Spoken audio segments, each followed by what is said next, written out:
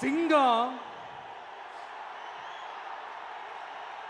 ஒரு சிங்கம் எப்போ எதுலயும் பெக்யூலியர் தான். ஒரு முறை சிங்கம் கர்ஜிச்சதுன்னா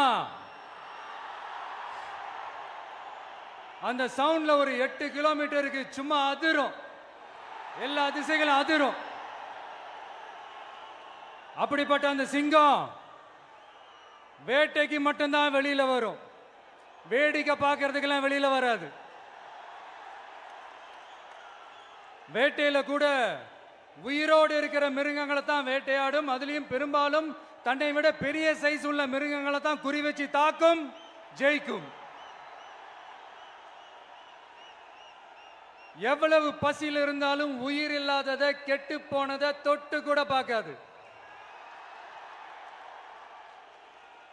அப்படிப்பட்ட அந்த சிங்கம் அவ்வளவு ஈஸியா எதையும் தொடாது, தொட்டா விடாது.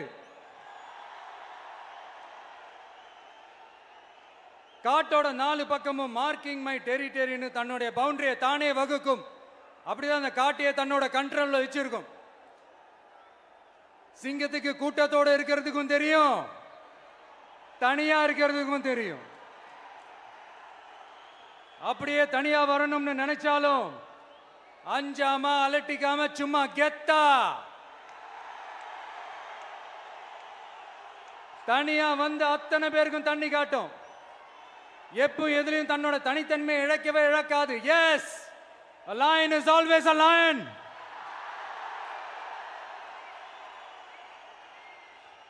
There are so many jackals and other animals in the forest, but there will be only one lion. And even if it is single, it will be the king of jungle. It is not only a description but also a clear declaration.